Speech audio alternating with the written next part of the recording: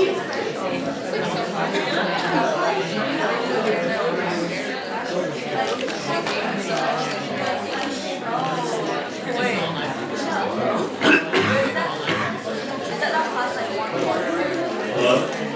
There we go. How are we doing? Good. Great. All right.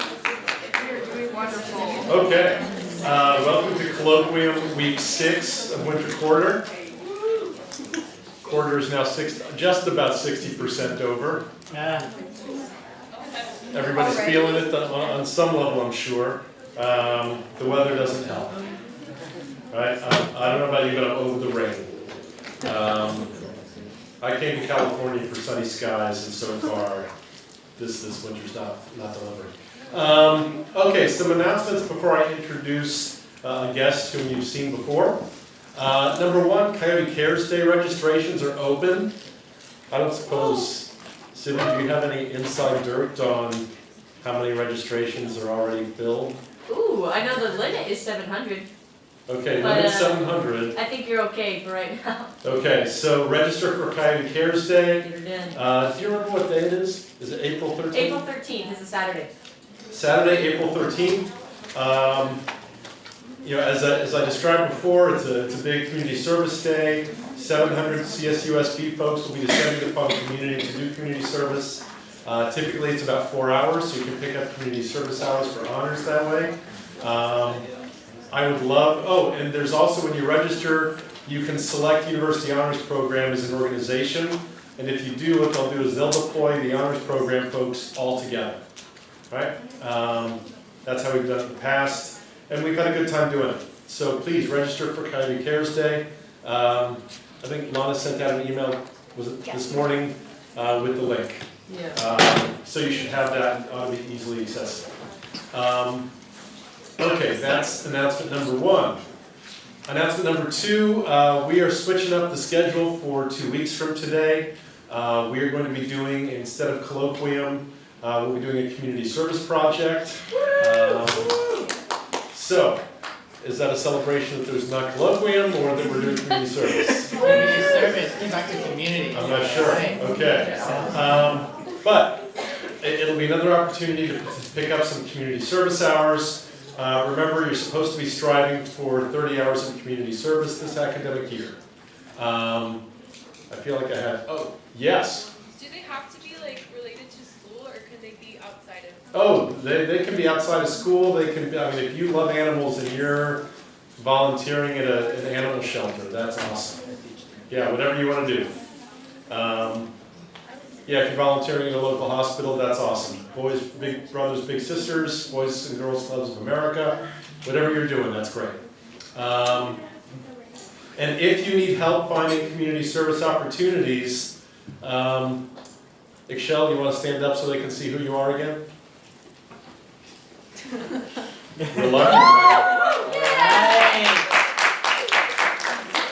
Excel has already done a great job of coordinating community service for the program this year. She was the engine that made our Human Trafficking Awareness Week stuff go. So good job. Okay, final announcement. Juliet, do you have a question? I was going to ask if it had to be in the area of San Bernardino. No, it can be anywhere. Yeah. I mean, if you're, anywhere. Yeah.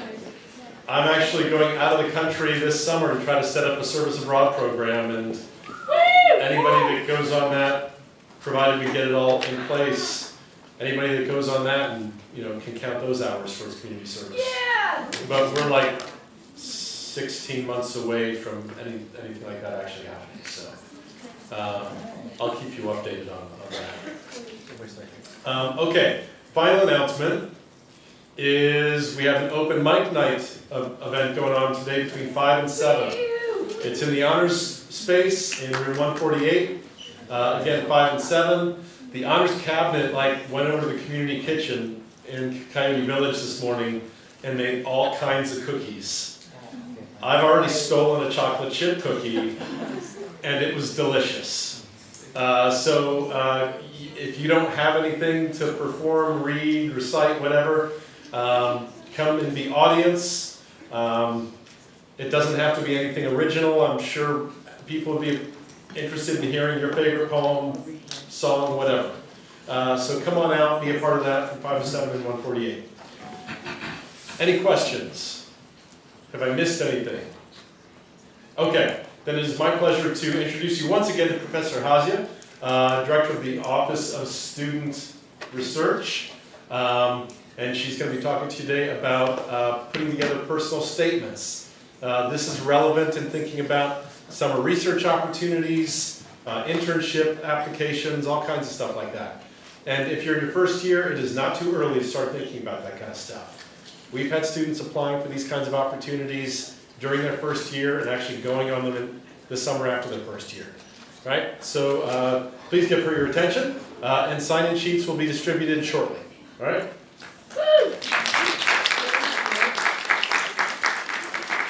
All right, so good to be back. Good to see you all. I'm, like Dr. Marshall just said, I'm going to be talking to you about personal statements. I did just want to make a little plug or reminder about some of the upcoming OSR deadlines, the Office of Student Research deadlines. So our next set of deadlines are March 8th. That's when we'll be accepting applications for our summer research program. That is a 10-week mentored summer research program. So if you're interested in that and you're already working with a faculty member, you should encourage them to apply. It's basically the faculty member that submits the application and identifies the students that they're going to work with. If you have questions about that program, feel free to reach out to me. And then also our Meeting of the Minds, our annual research symposium is in May, and applications for that are due in March. So I know it's not a requirement at this stage for most of you, but if it's something that, again, you're already working in a lab or doing research with a faculty member, it's something that you should consider putting in a proposal for. We have oral or poster presentations, and that's any type of, kind of research or creative activity. And also, even if you're not planning to present, it's a good thing, it's a good event to attend. It's a great way to see some examples of research happening on campus. Most of the faculty come by at some point. We offer lunch for students that come, so there's some free food. But that's not until May, and I'll see you again before that to remind you. Okay. So I think the two topics I'm going to talk to you about this quarter are personal statements and CVs. Like Dr. Marshall mentioned, these are important components of any application package when you're applying to, say, graduate programs. For some grants and scholarships, they might ask you for a personal statement. You presumably may have already written one at this point in your educational career. But also internships, summer research opportunities, it's not uncommon to be asked. And unfortunately, I think it is, for some individuals, a pretty challenging task. It can be pretty intimidating. Oftentimes I think, we're just not socialized to talk about ourselves and brag about ourselves. And so that's, and especially when you're riddled with self-doubt and anxiety, and I'm not going to get this, and this is too competitive, it can be really hard to write from a place of, look how awesome I am, and look how well prepared I am. So it's definitely something that I don't think is easy for most people. So I'll send these slides to you just so that you can pass them along to everybody in case, it might not be particularly relevant right now, but it may be later. And I imagine this will also be something that may be offered in future years, so you could always come back. But basically what a statement of purpose is it's a story about who you are. But I say that cautiously because some people, I think, it should be written more in like a kind of narrative format. This is you basically introducing yourself to an application review committee. But I'll come back to why I'm cautiously saying it's a story about yourself. But it's also important parts of it are describing kind of what's influenced your career path so far, what your professional interests and long-term educational or career goals are. So you have to be mindful about A great place to start when you're writing a personal statement is to, I think, where we all start with a lot of things that we're unfamiliar with, Google. Or asking a friend. So it's great to see examples, it's great to look for examples online. I mean, you guys are lucky you have this whole cohort of people that you can go to when you're doing something like this for the first time. And so it's always good to start with examples. And oftentimes people will do just that, like look for examples online, but you still want to make sure that your personal statement stands out. You have to think about, depending on what it is that you're applying for, but especially when you talk about graduate programs or med school or something like that, where people are receiving, hundreds of applications, and they're reading through personal statements, and unfortunately, in some cases, they might be reading through them very quickly. You want to draw in their attention right away. And everything else that usually goes into application packages for internships, scholarships, grad programs, is pretty impersonal, right? It's GRE or standardized test scores, so that's a graduate record exam, or MCAT scores, or something of that sort. Or it's your GPA, your transcripts that they're looking at. And of course, you also usually have letters of support which help kind of speak to you as a person. But this is really your only opportunity to tell them who you are and to really kind of allow them to get to know you. So that's the part where it becomes important to try to make your personal statement stand out. And I also say that with caution because sometimes, we'll talk about red flags, sometimes people take that too much to heart and they stand out too much and it ends up not necessarily being in a positive way, but I'll come back to that. But for the most part, you don't just want to take a statement of purpose online and kind of throw in the generic language and not bring yourself into it or some of your experience or some of who you are into it. So they're looking to get to know you, they're looking to understand what your interests are and passions, and I'm also cautious with the word passions because I think sometimes passions or fires, burning gets overused a little bit much in personal statements, so be cautious with that. But they want to know what your interests are because, as you see down here, something that's really important, even though it's the 5th bullet point, is fit. When people are trying to make determinations for a summer research program or a graduate program or a scholarship, usually all of these programs or funding opportunities are designed with a certain candidate in mind. And so it's really about using your personal statement to kind of highlight that you are the ideal candidate. And it goes beyond just GPA and standardized test scores. It's really about illustrating how your background, you as a person, you as a student, as well as your long-term interests and goals kind of fit with whatever their kind of mission or objective is. So it's really important to convey your interest and to do so in a really detailed way, which I'll come back to. They're also trying to, like I mentioned already, determine your long-term and short-term goals. That's part of determining whether or not it's a good fit. If I say you're applying to a master's program that is in part designed to help students get research experience to make them competitive for doctoral programs, and you don't have any intention of going to a doctoral program, which is completely fine, and some people might say that could be smart. I'm kidding, sort of. But that's completely fine. But then that's going to illustrate to them that you're not really a good fit. And so your application can get pushed aside because it's like, well, this person's great, but they're not a good fit. So I'm not encouraging lying, but you want to make sure that your statement, that you also put homework into what programs you apply for. Because sometimes I think, especially early on in your academic career, it's not uncommon for people to, especially if you haven't had a lot of mentorship or guidance, to kind of think like, okay, I want to get a master's in psychology.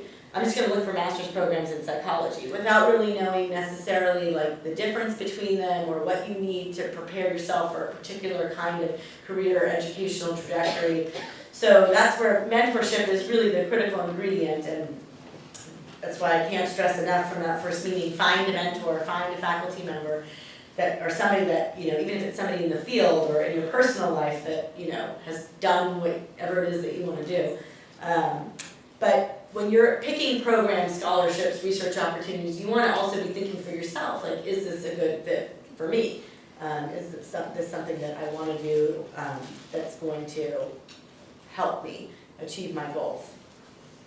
They're also trying to get a sense of your relevant experience and preparedness. So they want to know, basically, if we let this person in our program or bring them on as an intern, are they going to do well? Are they going to be successful? Do they have the requisite knowledge or experience to, kind of help them be successful? And also it says a lot about you as a student in terms of like what opportunities you've sought out, what experiences you've been a part of. Fit, I've already mentioned.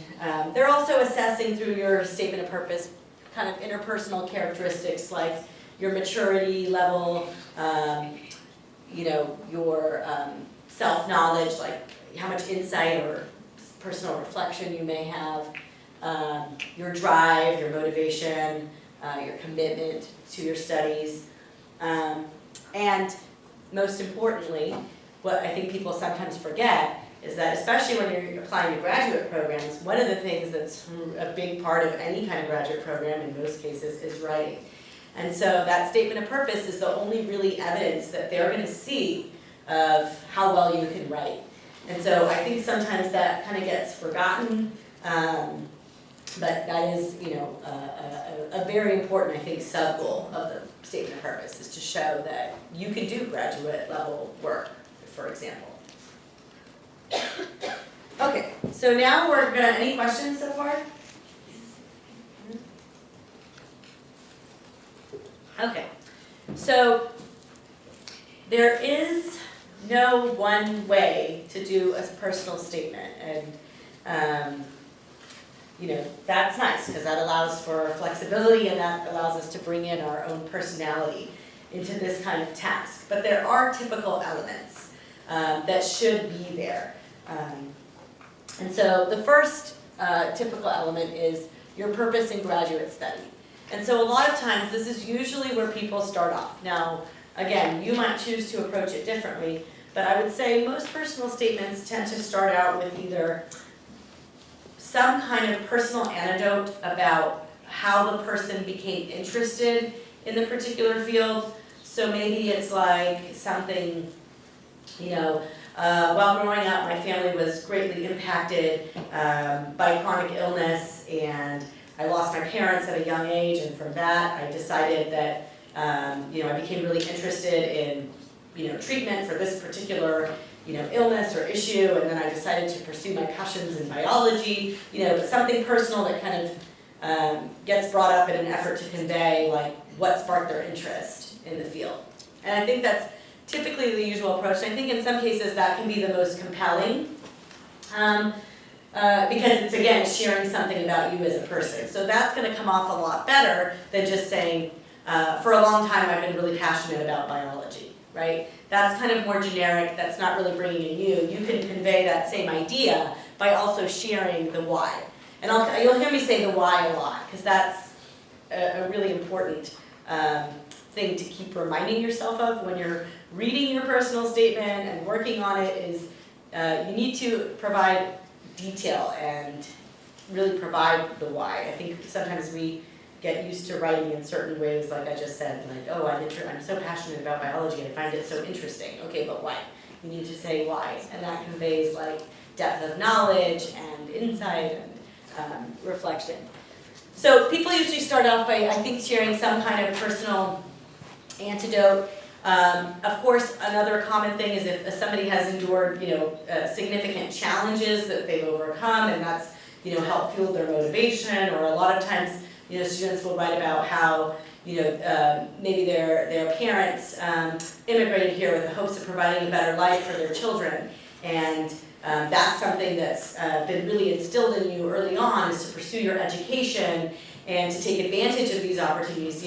Those are things that tell them something about your background, and also say that you're motivated and committed without you having to say, I'm very motivated and committed to my studies, right?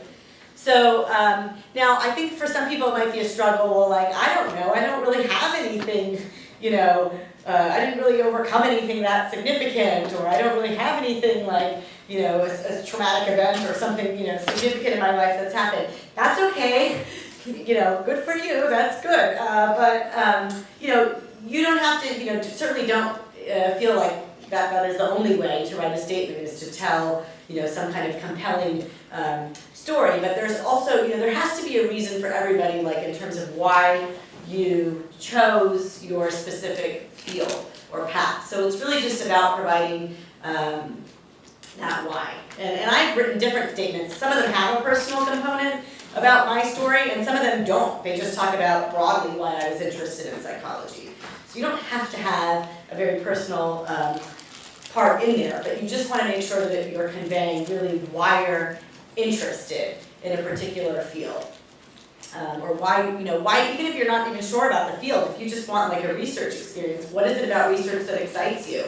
Why is it that you want to do this? And make sure that that's conveyed. And that's usually, I think, where people tend to kind of start off in that first paragraph, is kind of why they became interested in a particular topic, and then moving to, what they are hoping to gain out of that experience and how it fits with their long-term and short-term goals.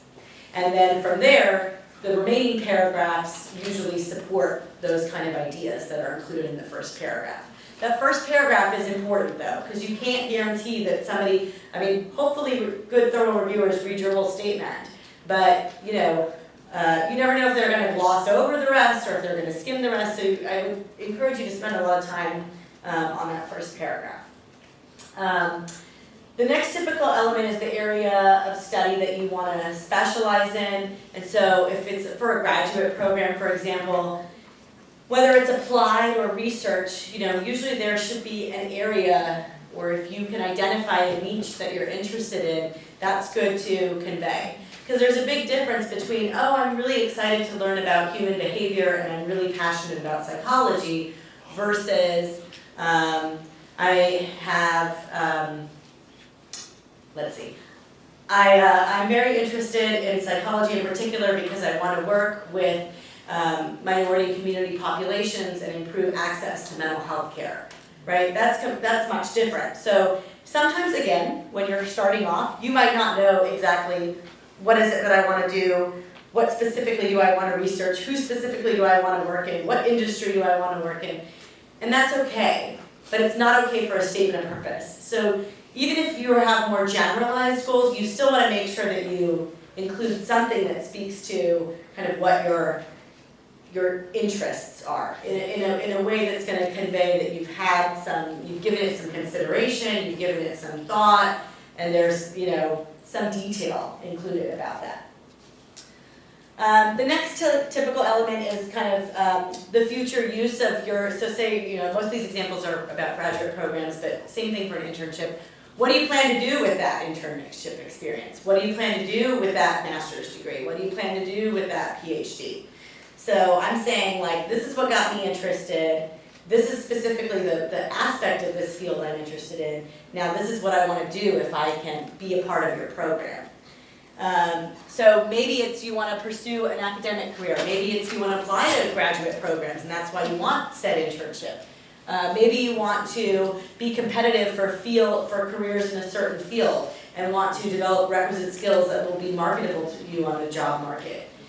You want to just describe that. And I also caution you about using, again, kind of like cliche statements. So it's really, you guys know I talk about psychology a lot because that's my field. So those are the examples that usually come to mind most easily. But it's really common for applications for any psychology, like especially clinical psych or counseling psych or school psych, and also med school. Why do I want to do this? I want to help people. I'm telling you nicely, and if you had access to my thumb drive with all my life documents, you'll see that when I applied to master's programs, I said I wanted to help people. But I'm going to tell you, don't say you want to help people. That's an example of a very kind of cliche statement. It's kind of stating the obvious. You're applying to be a psychologist. You're applying to be a doctor. You're applying to be a veterinarian. Of course you love animals. Don't waste space on kind of stating the obvious. Instead, you can you can convey that you want to help people by saying, I'm really passionate about working with survivors of trauma and being able to facilitate their recovery. That is a much more, and it's not super articulate because I'm just talking off the top of my head, but that's a much more articulate way of conveying that, clearly you have concern for the well-being of individuals and you want to help people, but you're not saying, I want to help people, or I really love teaching. Well, why do you love teaching? Why do you want to be a teacher, So talk about what you want to do, but avoid those kind of overgeneralized terms. Well, I really love learning, and I love kids, so I want to be a teacher. Okay, you gotta think beyond that. And that's the part that's like, oh man, I don't know. Sometimes it might just be like, I haven't even thought of really the why. I just know I want to be a teacher because I like summer breaks and I like kids, I don't know. I mean, don't beat yourself up for that, but that this is also a task to encourage you to kind of think about, what is really meaningful about what you want to do and to take some time to think about the why. Okay. The next typical element is describing any kind of special preparation that you've had that makes you a good candidate for this program. So that includes internships, work experience, research experience, community service, whatever it is that you have done during your most recent or your even if you're say you're applying as a graduate student, even some of your undergraduate activities might be relevant as well. But it's mostly more about the most recent educational experience that you've just had, what you've done that's kind of prepared you. So common things that people talk about are obviously some kind of research or, the stuff Office of Student Research supports. Usually that's what students talk about. You're all doing a thesis as part of being in this program, so of course you should have, in a paragraph, some discussion of your thesis. And even if you're not doing a thesis yet, but say you're applying for a summer research program, what you intend to do, or what you'd like to do, or what you think you're generally interested in, or even including that that's a goal or a component of this program, and maybe you want to do the summer research program to help you clarify your interests in said field. But you want to have at least a paragraph, usually talking about your research or clinical experiences, your research experiences, and then have a separate paragraph that talks about kind of service. So that's like Coyote Cares Days and other things that you've done, volunteer work, tutoring. If you have relevant job experience, you want to talk about that. Now, I think the order of those, you might vary them depending on what you're applying for.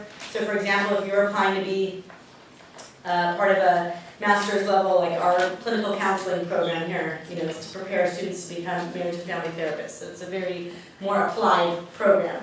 You certainly want to emphasize the applied experience that you have, the tutoring, the volunteering, the peer mentoring, the working with children with developmental disabilities. You want to include all that probably first, and then in the next paragraph talk about any kind of like scholarly work that you've done. That's also about illustrating fit as well. And we'll talk about it more because it's especially more important, I think, when it comes to CV, about how you even organize elements of your CV is important in terms of showing kind of what your primary interests are so that they can see, like, if you're mostly interested in being a teacher, then it's really important for them to know about your relevant experiences to teaching, not so much the poster that you did on your project that you presented at a conference, So it just kind of depends. Any questions so far? Okay. So another issue that sometimes comes up is that in some situations we might find that we have what I like to refer to as relative weaknesses in our application packages. So maybe you took a standardized test like the GRE and you didn't do so well. Maybe you had a semester where you majored in, you had your original major was nursing, you had a quarter or two where you didn't do well at all because it was really hard and not a good fit for your interests, and your GPA suffered. Maybe there was a quarter where you experienced some kind of personal issue or stressor or life event that impacted your grades negatively. Maybe there was a quarter issue where you had a mental health issue. Whatever it may be, if there is something that stands out as a relative weakness, so what I mean by relative is, I don't want to just call it a weakness, but if it's something that stands out in relation to the rest of your package, it's good for you to mention that. And I think sometimes the inclination can be like, oh, that was a bad quarter, or I don't want to talk about like the Fs that I got in that class or that quarter, or the fact that I didn't do so well my first year, like adjusting to college demands. So I'm just not gonna mention it. It's actually better to mention it, especially if there's like a legitimate explanation. And all of the things that I just mentioned are examples of legitimate explanations. I had a personal issue, I had a mental health issue, I, was in the wrong major, I wasn't used to, in high school I never really had to study, or I didn't take school seriously. I mean, that may not be as relevant to this group, but I'm just saying if there is some kind of inconsistency, point it out. Even if you didn't do as well on the GRE, that's a little bit different, but if you didn't do as well on the GRE and you grew up learning English as a second language, then it's important to mention that. The point is you don't want to just not mention inconsistencies or potential weaknesses, because if you don't fill in the blanks, the person reading your statement might fill in the blanks for you. And you don't want them to erroneously conclude oh, well, she's a D student, or what happened that semester, or he's not very responsible, or whatever it may be. So if there's, you don't want your application to accidentally get put aside because there is a legitimate reason for something that, isn't quite where it needs to be. Now, with that said, if there is a problem or inconsistency, if you did struggle with addiction, if you didn't study and take school seriously, if you did, any of those kinds of things, in addition to mentioning it, you also want to mention how you've resolved that issue. So, because that shows personal growth and reflection. And when it's well, I don't know, they didn't really take school seriously, and so how do I know they're going to be prepared to do graduate work, or how do I know they're going to take this internship seriously? Well, you can say, yeah, I know this is something that happened in my past, in my academic kind of career. It's a blip, but when I noticed that this was happening, I decided to seek out support, and I went and talked to faculty, or I reached out to faculty, or I did change my major, and once I did, I started really studying and joining clubs and joining a research lab, or whatever it may be. But you're kind of illustrating not just what the problem was and why there is this inconsistency, but you're also taking ownership over how you dealt with it, which shows, again, growth and maturity. If there's any other kind of special condition that you think it's helpful for them to know about, that really kind of, I had a student that he's in a PhD program now. He was actually blind, so he did extremely well in undergrad, obviously, but recognizing how many barriers and challenges he had to overcome to do that was pretty remarkable. And so if that's something you feel comfortable with, some people don't like to mention that kind of thing because they're like, no, I want to get it on my own merits, or people might have different kind of misconceptions or stigma in their mind about what that means. But if there is something that's, again, that is significant in terms of something that you've overcome, even if you're modest about it, that's also something good to mention. So after that intro, and then paragraphs about your experiences, and then a paragraph about inconsistencies, if that is applicable in your case, then you usually want to spend a paragraph talking about why the school or program is a good fit for you.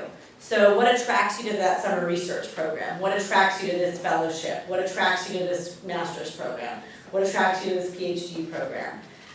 Why this scholarship is a good fit for you? How do you fit the ideals of this scholarship? You wanna spell that out. That does a couple things. One, it helps them know, hey, this person's a great fit. It also helps them know that you've done your homework, that you're pretty serious about this program, that you're very interested in it, and you've researched about it, and you've put thought into it. The worst thing you can do is take a personal statement and write it for one opportunity or program or place, and then just send it off to 10 other opportunities or places. And I recognize time-wise, it's not always feasible. And we all do have in our head first choice, second choice, third choice. But I'm gonna tell you, always treat every summer research opportunity, every graduate program, every scholarship opportunity, whether it's a safety, whether it's something you don't really care about, but hey, it's low-hanging fruit, treat it like it's your first choice, it's important, it's what you need, and convey that in your materials. And when you're having this paragraph about fit that's tailored to said program or opportunity or scholarship, that really makes the difference. Because they can tell, and I've been on this side in multiple settings. In my internship, I reviewed applications. In my grad program, I reviewed faculty and student applications. And obviously, I do all of that now. So my point is I've done it in a lot of different settings. It's really clear when you see a statement that's from somebody that you think really likes you, and you see one from somebody that's, kind of just getting their applications out. Always in there, somewhere in your statement, make sure to at a minimum put the name of the school or program or research experience. That's like, the easiest way to tailor something. It's not necessarily enough, but at a minimum, it does show that you at least have, decided to backspace a few times to make sure you're addressing this to the particular program. But when you're thinking about why it's a good fit, what attracts you to it? Do they have a particular focus that's relevant to what you want to do with your career? Do you like the faculty that work there? If you're applying to graduate school and it's a more research-oriented program, usually you're applying to work with a research mentor. So which faculty attract you? What is it about their research that interests you? Who do you want to work with? If it's a more applied program, why does it, maybe it works for you because of your goals. Maybe you're excited because you've read about where their students are placed, or you've met some of your graduates and heard that they're very student focused, or that they have really good relationships with, say you're applying to credential programs and you know that this school has a good relationship in the community with local districts. Whatever it is that attracts you to that program, put it. And if you're not sure, and again, it's just kind of like a safety or this could be a good fit, find a way to find whatever it is about it that, why you're applying for it and put it. And look on their website, make sure that you actually spend time researching what you're applying for so that you can kind of incorporate it. Because that does show, that you're kind of more seriously interested. And then I've kind of already made the last point, but remember the whole point of the statement is to convey information about you. So if there's anything else that you want them to know about you, tell them. But just make sure you always clarify. So don't say things like, I'm very responsible, I'm very committed, I'm highly committed, I'm very driven. Okay, either use examples to illustrate that, or even if you use that statement, you can never go wrong with including the next sentence, for example, for instance, specifically, during my undergraduate career, whatnot. If you're going to use a statement just to describe who you are as a character, illustrate it with an example. So, other important kind of tips, information, make sure if they give you a page limit, you stick to it. Now, it's not totally about them seeing how well you can follow the rules. That's a little piece of it. But also, you don't want to annoy the person reviewing your application. If they said 2 pages and you have a 4-page statement, on the receiving end, I'm going to be like, what is this? You're reading I've seen some where it's like single space, 4 pages, and I'm just, it's like, really? You don't want the reviewer to have, you're not there to say well, I just had a lot to say and I couldn't take it out. There's all good reasons why we sometimes can't shorten things, but I'm encouraging you to shorten it, to follow the instructions, because it also shows just at the basic level that you can follow instructions. Check for typos. Again, this is in some cases, the only sample of your writing that they're going to get. Same thing if they ask for a writing sample, make sure there's no typos in that either. And that's where, of course, I recommend if you're writing a personal statement that you apply to somebody, you have somebody within that field review it. So in most cases, it's like a faculty member. Ask us, we don't mind. Don't ask all of us. Sometimes I get students that are applying for our clinical program and they'll ask every single one of us. And it's 5 of us do not need to review your personal statement. Yeah. But definitely ask one. If you feel like you need a second, then go for it. But definitely ask somebody in the field that knows, that has the expertise or knowledge to know what somebody on the other end might be looking for. But in addition to that, ask everybody else you know to read it. Ask your friends, ask your family, ask your classmates. Get as many people as you can to read it, because you don't want there to be any major typos. And then even people that don't have specialized knowledge of what you're applying to, they can still they can still give you feedback about whether something's clear or whether something's written properly. Also, some statements of purpose, they might provide you, in addition to guidelines about page limit. Sometimes they don't even tell you page limit, and so I would say err on the side of 2 to 3 pages. But some of them also might provide you with prompts. If there is a prompt, answer it. I can't say enough, again, this goes back to tailoring, but if there's specific questions that they want answered, and you're like, well, I'm just gonna take this one that I wrote here and switch it out, and I'm not really gonna get to all those questions, because I've got 16 other applications to do, and I've got an exam, and I've got to, go out for my birthday, or whatever, make sure that if there is a prompt, you answer it. I already talked about providing explanations for what you say. But again, just make sure that if that's the only thing that sticks with you from today, it's that. Because I think that is a common mistake. Don't just say, I chose this degree because I love psychology, or I want to help people. Remember the why, to include the why, to provide examples. I also have avoiding red flags. And so usually when it's a smaller group, which I can send this along as well, I have this awesome article. It's about psychology, but it applies to everybody. It's called Kisses of Death in the Graduate School Application Process. And it talks about all the things that I'm pretty sure generalize to other disciplines. So I'll send it along. But some of the red flags they mention are excessive self-disclosure, which of course we probably see a little bit more in psychology. But I mentioned earlier, you might talk about something in your personal history or background, or you might talk about, that time that you struggled you struggled in your personal life, and that's why that order was so bad, or whatever. So all I'm going to say about those kinds of information that you provide is to get in and get out. And that might sound a little harsh, because I don't want to convey that I'm not sensitive to your story or your struggles.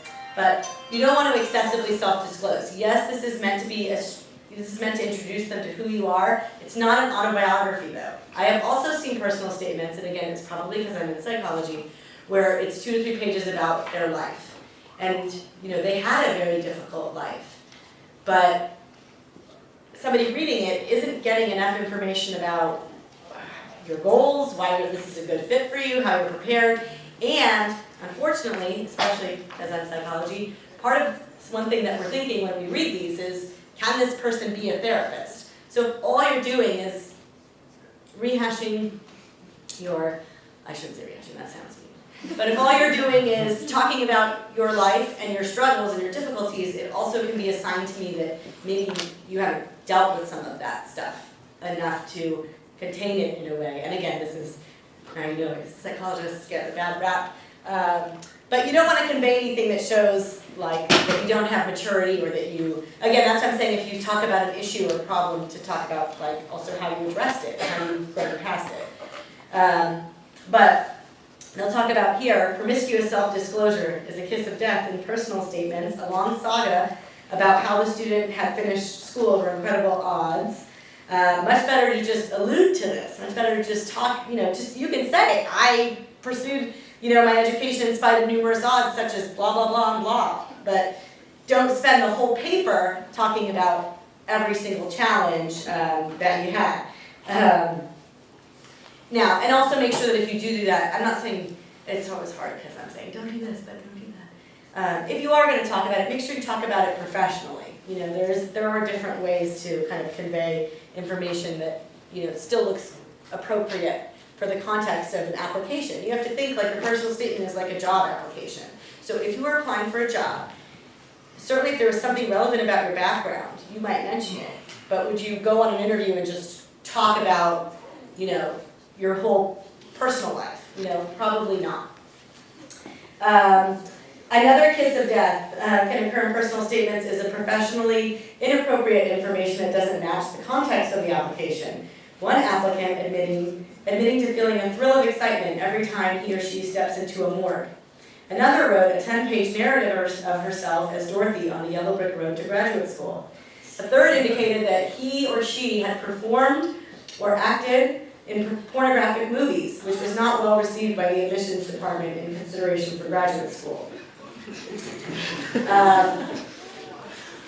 This is just, I love this article because it's so real. And I'm like a pretty real person, so it just tells it like it is. So I will send it along. But that's what I mean by red flags. Avoid excessive self-disclosure, something that might be inappropriate for the context.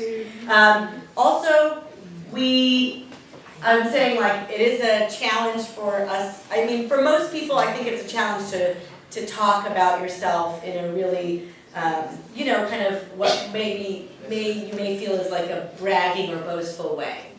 So for most of you, I'm going to encourage you, do it anyway. Talk yourself up.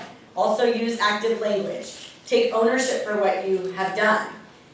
Don't say, in my lab, we did projects looking at stressful life events and trauma.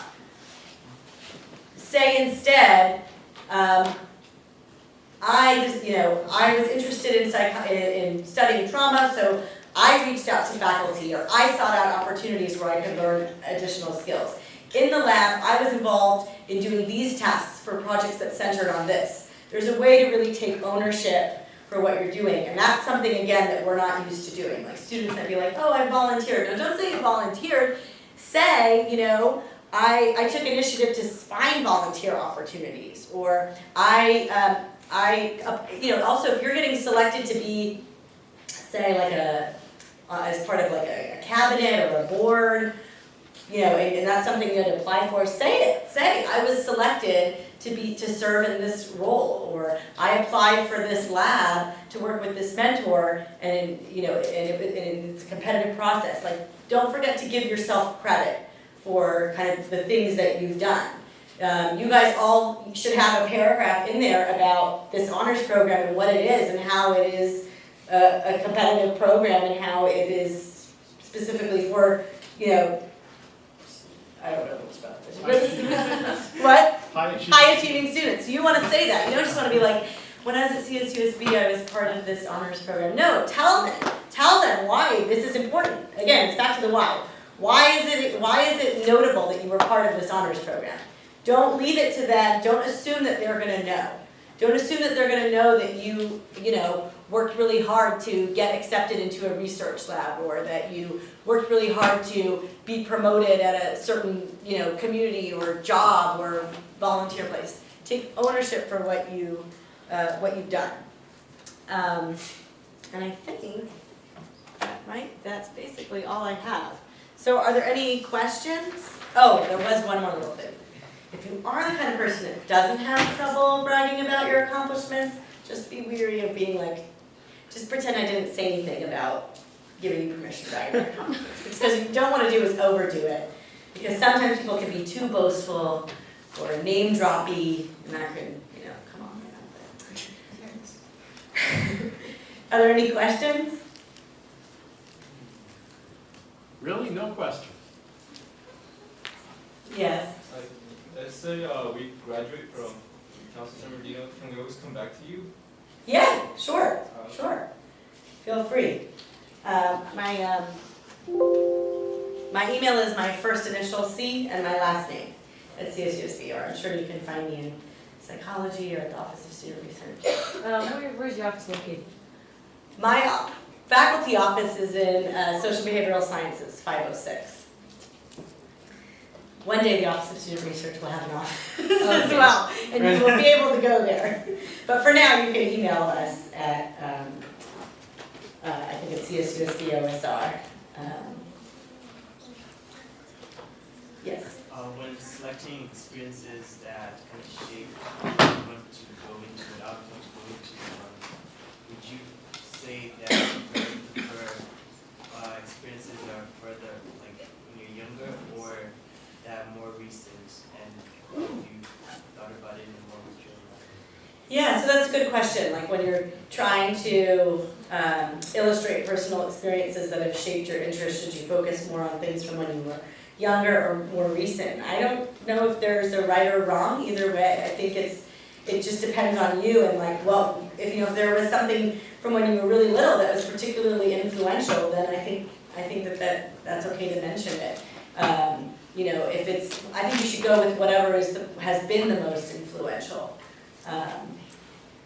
And you can always include both. You can always say like, as a child I experienced X, Y, and Z, and that really led me to be interested in this later in adult. But then once I got to the university level and I actually really started doing this work, it became clear to me that this was a good fit because, the why.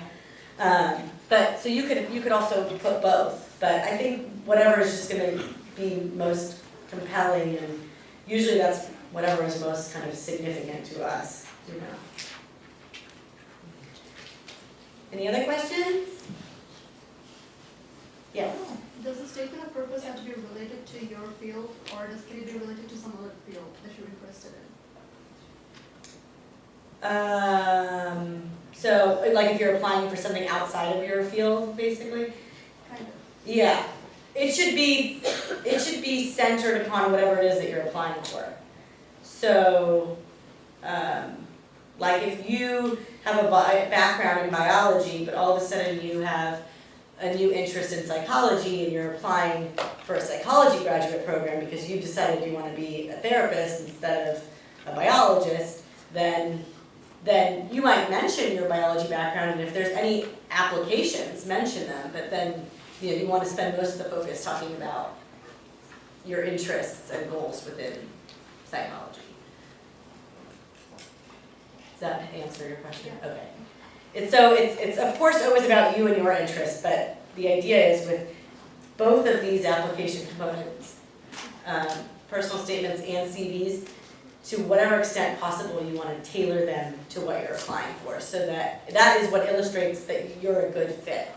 Again, even if it's something you're kind of not really sure about, you don't want them to know that. You don't want them to know like, oh, she's not really that interested, or it's not really, they're not really that excited, or we're their last choice, You want to kind of put your best foot forward. Same thing, it's no different than if you're applying for a job, You may not, want to really work at Starbucks, but you need to pay your bills, but you want to talk about like why you really love working in customer service and how you love Starbucks coffee, right? So. Other questions? All right, well then help me thank Dr. Hauser.